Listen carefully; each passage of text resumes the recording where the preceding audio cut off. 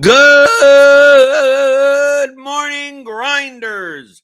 Welcome to the DFS pregame show here on RotoGrinders. I'm Jordan Cooper, aka BlenderEd, Blender HT. If you want to follow me on Twitter. And it's Friday, June 9th. And you know what we do on Fridays? Well, most Fridays, when there is a UFC card the next day, it's Fighting Fridays.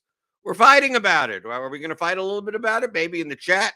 Maybe a little bit. Give me those thumbs in the chat. I see some of the early birds, Wataz, Defik, Dental Floss Tycoon 999. He's a new guy here. He's a dental floss tycoon. I don't know. How much money can you make off a dental floss? I don't know. Maybe you should ask that guy. Maybe that's what we should be saving up on. No, not gold. Dental floss. You never know. But we'll be talking about the UFC 2. I don't even know what number are we up to. 289, I think, maybe something like that. Talk about the UFC card for tomorrow. The slate on Draftkings, 200,000 a first. If it's solo first for the big contest tomorrow on Draftkings. And it's not a particularly appealing slate, right? I just lay it out there. I don't think it's a particularly appealing card. I don't think it's a particularly appealing slate. One of the main reasons is that it's only 11 fights. And I hate smaller cards. I hate smaller slates. Less combinations, right? Less combinations available for you. I mean, and every time you duplicate, the more and more dupes that you build, the less and less your expected value goes down. So, not a big fan of 11 fights because that's what we talk about on this preview show, right? We'll talk a little bit more tomorrow on Crunch Time, right? That'll be 6:15, 6:30 Eastern tomorrow. Me and Mike. We'll take a look at the slate after I've built most of my lineups and everything. I don't even know what I'm going to be doing. I'm not going to be playing much volume. This slate is not appealing from a DFS perspective. I mean, say whatever you want from entertainment wise. Are you excited for a Nunes fight? I mean, Dariush versus Oliveira. I mean, some of the fights I'm looking forward to seeing. But I think from a slate perspective, it's not the best of slates that I feel to invest much money in. So I don't know if I'm going to play large field. Maybe I'll just play 3 small field lineups. I don't know yet. But I'll know more tomorrow. So check out Crunch Time tomorrow, 6:15, 6:30-ish Eastern. If you're a premium member, which you should be, right? Click on that link in the description. Get $10 off your first month. You'll get Liam and Mike's breakdowns of all the fights. You get the Ground and Pound podcast. You get the expert survey. You get all of our projections, our ownership, and everything to help you build profitable lineups. And yeah, so Defig is only 2 favored inside the distance. Yeah, we don't have that many appealing fights, right? Not that much wrestling. A lot of. I mean, it's not even. I wouldn't mind if most of the fights were pick'em, but they're not. So those are the 2 contextual variables we always talk about every Friday, right? When you assess a slate, especially if you're playing large field GPPs, is what is the more probable construction, more or less probable construction of the nut lineup? Because most of these contests, you're going to have to kind of play, the best possible lineup that you can make between. We only got 22 options, right? Sometimes we get 30. Right? A little bit, many more combinations there. So the 2 contextual variables that you should be looking at are the size of the slate and the spreads of the fights. Okay, size of the slate 11, small, not really, really small. We've had 9 fight slates.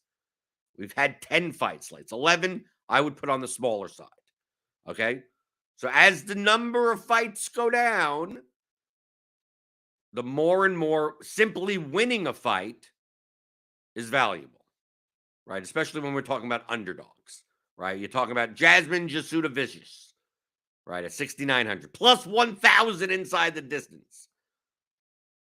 Well, I mean, if she wins via decision and scores 67 points, that's much more useful on a smaller slate than on a larger slate. When there's 15 fights, there's more and more opportunity for another underdog to, put up 100 points, put up a good score. The less fights there are, the less opportunities there are. Okay, so especially when it comes to underdogs, 11 fight card, we're weighing win probability a little bit more, and let's be concerned about, what is their true ceiling? 3-round decision. They score 72 points. Is that going to be good enough? Much more likely on a smaller card than a larger card. And then we look at the spreads of the fights. And why do we look at the spreads of the fights? Because that'll determine more or less probability of how many underdogs win, right? How much salary is the nut lineup going to spend? When the spreads are small, when the biggest favorite on the slate is barely a 2-1, it's much more likely that more underdogs win on the slate, which means the less and less salary you would need to use. The nut lineup could be a lineup that, we saw last week. The nut lineup could leave $1,500, $2,000 on the table. Because the differences between the $7,800 fighter and the $8,800 fighter isn't all that dramatic. And you have a lot of those. So you could have a slate where 4, 5, 6 underdogs, I put them in quote, we're talking about fights that are like minus 130 plus 110, which is not that big of a spread. Okay? But then on slates where you have multiple massive favorites, it's overwhelmingly likely that they're going to win, right? More and more favorites are going to win, which means it's more and more likely that the nut lineup comes closer to $50,000 in salary. Does it mean 50K? It could be 49.4, 49.8. But less likely to be 47,000. Doesn't mean it can't happen, just means it's less likely. So on this card, we have low number of fights, 11, and the spreads are not dramatic, but they're healthy enough, right? Amanda Nunes, 77%, Dvorak, 72%, Maverick, 76%, Ige, 71%, Builder, 70%. Then Malad is 67%. So, from a 2-1 favorite and above, we got 1, 2, 3, 4, 5, 6 fights. So more than half the fights feature a 2-1 favorite or better. 5 of the fights are much more in the pick'em range, right? Minus 145, minus 155, minus 130, minus 115, stuff like that. So the nut lineup is a little bit more likely to use more of the salary than less of the salary. More, and remember, these are more likely, less likely. Who knows? Tomorrow, we could have 3, 4 massive underdogs, win, and some lineup that leaves 4K on the table is the optimal lineup, the nut lineup. Maybe no one has it, but it could be. It just means it's less likely. So that's like the perfect storm. That combination of less number of fights and bigger spreads means that the lineups that are more likely to be the nut lineup are also going to be more likely to be duplicated, right? 49-8 lineup, like on an 11 fight card, unless you're going really off the board with the combinations, like it's probably going to be duped more than 5 times. And then even the combinations on this slate, there's really I wouldn't call it that there are really no low-owned fighters. You would have to find low-owned combinations, but then, based on my ownership, at least, as of right now, even Steven Erceg, who's a late-minute replacement, he got replaced, a week ago or something? Not that last minute. Minus 223 underdog against David Dvorak, but he's plus 400 inside the distance. Dvorak ain't great, even though he's a 2.5 to 1 favorite, almost a 3 to 1 favorite. But even Steven Erceg, I have, is 16% owned as the lowest owned fighter on the slate. Irene Aldana, right, in the main event, the biggest underdog against Amanda Nunes. I still have is probably 16, 18%. It's a 5-round fight. If it gets extended, 6,700. Who knows? Who knows what happens? So it's I take a look at the mid-range, like this Maria Oliveira, Diana Belbita fight, which is more likely to not end inside. This is plus 415 ITD for one, plus 475 for the other. This is the most likely fight to go to the scorecards. and probably he's not going to feature much wrestling. So you look at that and you go, well, that's even going to be 20%. Like even these women are going to be 20% owned because they're in the mid price range. It's easier to build lineups with them.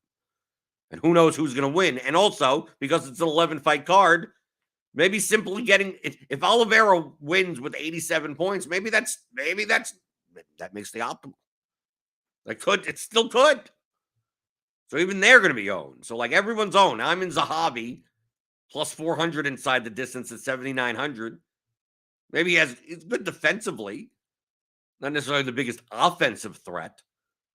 But I mean, if he's going to be 20% owned, like where's my low owned people? Where are my low owned guys? Even the like Adam Fugit. Am I cursing? Fugit? Adam Fugit? That's kind of how he fights, right? If you see how he fights, Adam Fugit.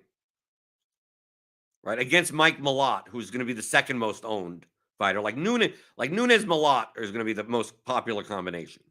But like even Adam Fugit, 22% owned. Like you're not getting like some 7% owned guy or an 11 or multiple 11, 12% owned people to make these much less duplicated combinations. It's like yes, you should stay away from the most duplicated ones, which is going to be like Nunes Malott. I mean, I think that's going to be the by far the most owned combination. Nunes Malott. 60. I mean, we have it at 66 and 46. I have it at 62 and 48. About the same, right? And Nunes is 9,500. Malott is 8,800. How many combinations of these four other fighters? Average remaining player salary 79.25. Do you think there really are? If you're playing large field, I could see a world. I mean, I could see a world where 99% of the 90-something% of the combinations of this are duplicated more than 5 times. I mean, you'd have to just like pick all the underdogs, right? You've got to Steven Urseg, Jasudavicius, Landwehr, Nelson, and leave all this money on the 3,700 on the table, like something like that. That won't be duplicated, but also the win probability goes dramatically down. So I'm just looking at this going, I mean, do you even make combos with Nunes Malott? I mean, this is the problem with this slate. This is why I say this slate is not as appealing. It's because like Nunes and Malott obviously have the best ITD lines on the slate. And we have a lot of fighters that don't have very good ITD lines. I mean, we're really looking at like what 1, 2, 3, 4, 5, 6 fighters that have anything over like a 35% ITD. I mean, probabilistically, we're going to see more than half the fights like go to scorecards. And don't really have many fighters that, get that much volume that in 3 rounds, 7 takedowns, 10 minutes of control time, 274 strikes. I mean, we just don't have those types of fighters on the slate. Can it happen on any fight? Sure. But I mean, really, we don't have those styles of fights. So you're looking at this going, you don't play Nunes and Malott. I mean, who do you play? Right? Instead of playing Nunes, maybe Nunes wins, but just doesn't score enough for 9,500. Maybe Dvorak outscores her. Maverick, Ige, Builder, someone like that. So that's a method that you could go. And instead of playing Malott, you play someone in this mid-range, Imavov or Richie Lang or, Barrio. But it's not like these guys are not owned. They're still owned. Right? Oh, Blake Builder is 34%. Dan Ige, 34%. I mean, Malott is 48%. So yeah, you're shedding some ownership, but I mean, you're still in the range where you're playing lineups that are duplicated 7, 8, 9, 10 times. And you're just killing yourself. So that's why going through, I'm like, I almost feel like I should be playing less lineups and then just play the highest leverage lineups. And just like, dude, instead of playing Nunes Malott, play Fugit Aldana, right?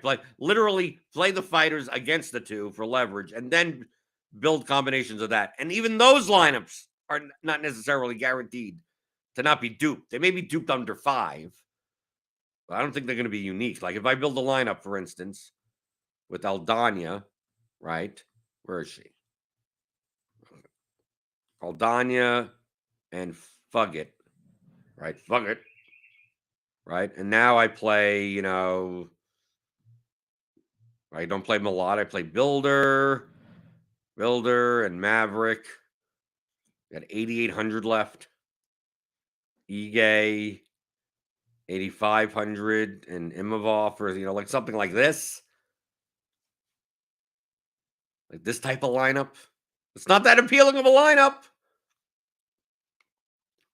That's why I just don't invest that much money and just play. Maybe you don't play Aldana and Fugget together. Maybe you do, maybe I do 10 Aldana lineups, 10 Fugget lineups, and 10 combined lineups, and just like that's it. I just hope for chaos. Like to me, that seems like the highest EV approach. It feels like once you start building Nunez Malott lineups, you're in trouble. You're in dupe city. It's the most likely lineups to be first place, though. That's the problem, is that you don't have that much leeway. But I'm definitely be looking to play more of these other 9K fighters than play Nunez, and play more of these middle range fighters than Malott. But even if you take a look at my odd sheet that I put together with the ownership and the projection and everything, like even with their ownership, even at 62% owned for Nunez and 48% owned in Malott, they still rate better than all the fighters. They're still the 2 highest rated fighters in my quote model. That they're actually underowned. Technically, right? Oh, they're underowned, so play them and then run into duplication of 28 dupes of that lineup. Like that kills you.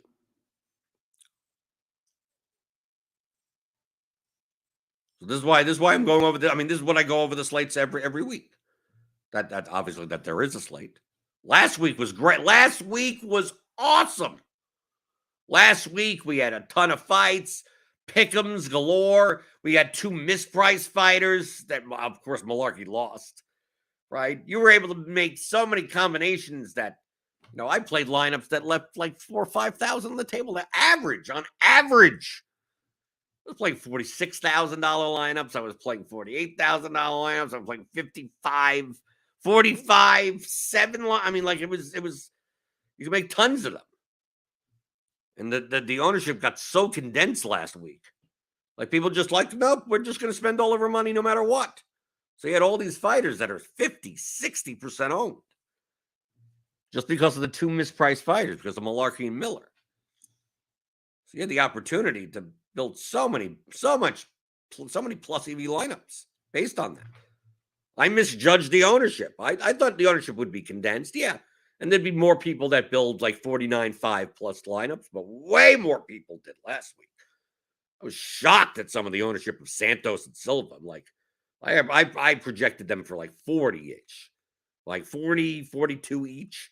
They came in at like 55 to 58%. I'm like, wow, it made that all the underdogs, like you had to have all of their ownerships. And had I done that beforehand, I may have ended up with more of those underdogs. But I had most of them at like 12% and 14%, rather than 6% and 8%. And it would have made a dramatic difference. I don't think we're going to get that on this slate. I don't think I'm going to be off on some of these. I don't think there's going to be fighters that are single-digit owned. Is that a hot take? I don't think there's going to be a single, like the lowest owned fighter will still be double-digit. Will at least be 10% owned. That's what I think. And of course, knowing me, I look at Miranda Maverick at 9,300, the high-priced women's favorite at plus 275 ITD, and go, okay, let me waste some money on this, right? Of course, one of my big scores was a similar slate with Miranda Maverick. I think it was against Shanna Young, or Sabina Maza, one of those fights where she was like 9,200 and like 8% owned. The problem is I don't think she's going to be 8% owned here. I have her 24% owned. Like that's a dramatic difference, even if I'm off. Let's say she's 18% owned. It's not that big of an edge. You don't get. I mean, even if I switch this, let's say I switch this down to make it so that it's 16% total. Okay, she'd be a little bit better. 14, 16. If she was 19% owned, it's like you take a look at my sheet. Most of the fighters are like based on my projected ownership and their projection and their betting odds are mostly efficient. I mean, it's nothing sticks out dramatically. Little things stick out that obviously Amanda Nunes with 5 rounds to work with and a minus 140 ITD, even at 62% owned, I mean, I still have her as the highest rated fighter. Still have her as technically like under owned. And even Malott, like compared to other fighters. But Malott, I have much more closer to Builder and Ige. And even Dariush to some extent. That to me, based on my numbers here, that you get more out of Nunes than by Malott. That I'd be playing more Nunes and then getting different than Malott and getting different. Then on the underdog side, like guys like Zahabi and Chris Curtis, like I'm almost always under on Chris Curtis. Chris Curtis is habitually overowned. I have him at 26. He's overowned. He's plus 300 inside the distance, has no wrestling. Then Jasmine Jasudavicius is plus 1,000 inside the distance. Does she have win equity? Sure. But I mean, I don't think she's going to beat Miranda Maverick. I mean, she's not very good. She virtually has no stand-up game, and her wrestling is all physicality based. So yeah, she beat Fernandez, but like before, like Natalia Silver destroyed her. And like the step up from Fernandez to Maverick is ridiculous. Maverick is one of the top prospects in that division. You know, she's the top 10 in Jasmine Jasudavicius isn't. Can she win? Sure, I guess so. Maybe. A decision? I don't know. But I have her as overowned at 20%. Like even if she was 12% owned, I would have her as like, okay, that's what she should be.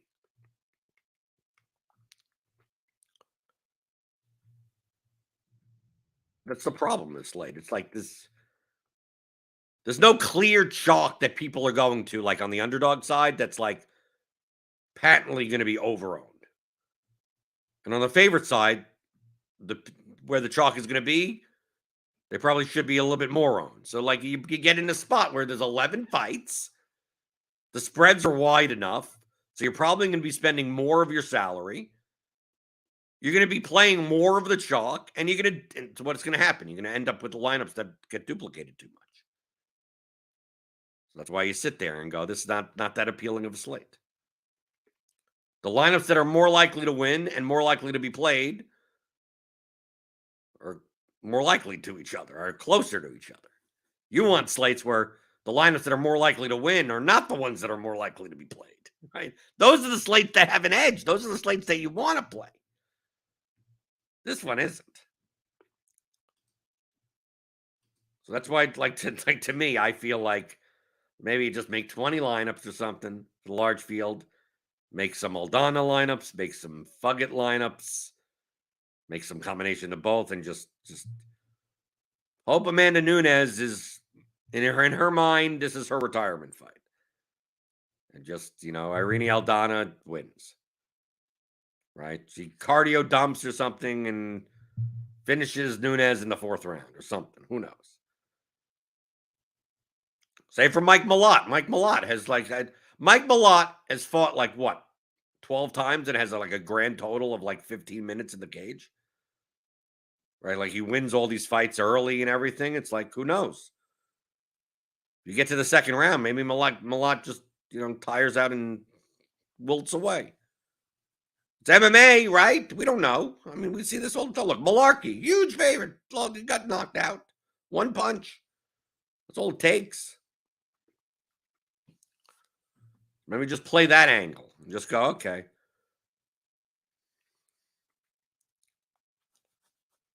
Right, and if Nunes and Malott win, even though there's some combinations that are only duplicated 8 times, I don't have those. But of course, I didn't invest that much money into it. That's why I'll be bouncing around, thinking about that, until tomorrow. At crunch time, I'll have my lineups done. So I'll see what I want to do. But no matter which way I go, this is a slate that I am investing much less money than I would normally do on an MMA slate. I just don't see the edge as much. I mean, the numbers show it. My numbers show it. There were more fights. If this was a 14-fight card, sure, let's go. Let's go for it. Have fun. Come on. Now there's a lot of combinations. Now I can exploit those smaller edges more because there's more combinations that I'm not going to get duplicated with. But these, it's just like, oh, this is a lineup that has the highest rate. Oh, it's going to be duplicated 22 times, and you throw it out. By the time you get down to lineups that you actually could play, you're looking at them going, oh my God, either this chaos or I'm going to lose all my money, right? So how much money am I going to put in for that? Okay, so you could tune back in tomorrow. It's a 7 p.m. Slate lock because, we only have 11 fights.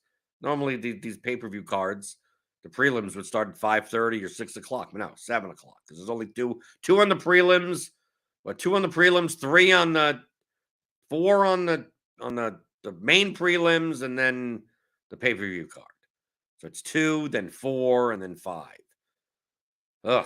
11 fights, right? So we'll be there. Me and Mike for MMA Crunch Time, 6:15 or 6:30. You'll see the thumbnail with both of our faces on it. As I said before, sign up for RotoGrinders Premium. Click on that link in the description. Get $10 off your first month. Get a combo premium, right? Subscription. You get MLB, you get PGA, everything that's going on. When NFL comes around, you'll get all the sports, right? And you could listen to the MMA Ground and Pound podcast. That should be going up today. All of Liam's breakdowns of the fights, the expert survey, all of our projections, which will change, right? They get updated every day. So go sign up. Join me. I'm in the RotoGrinders Discord. You can ask me any questions you want in my Blenders Game Theory channel. We had a fun little coaching session on Zoom yesterday that aren't recorded, right? So feel free to explore anything that you'd like. Say anything you want. Show your results. Show your process. It ain't going to be recorded. It ain't going to be out there. Next one of those is later in the month on the 28th, but you could join in on those. If you join, just become a premium, right? That's what I was before doing these shows, right? I didn't just okay, I'm pitching something that I don't like. I paid for RotoGrinders Premium, and I was a regular in the Discord with a normal colored name. Like I was just a normal dude. I was just a subscriber. So join me. Give me those thumbs, the thummy thumbs, or the thumbs, or anything. Give me whatever. Give me everything. Smash every button on the screen. Except for the close button. Well, soon the show's over. So at some point you're going to press the close button. Hit all the buttons. Follow me on Twitter at BlenderHD. And got a slate tomorrow. And I'll be back on Monday with James McCool. Mondays with McCool. And then we keep on going through the summer. Right? Tuesday, Wednesday, Thursday, Friday. Because I'm answering your DFS strategy questions. I do it every weekday morning, 11 a.m. on the DFS pregame show on RotoGrinders.com.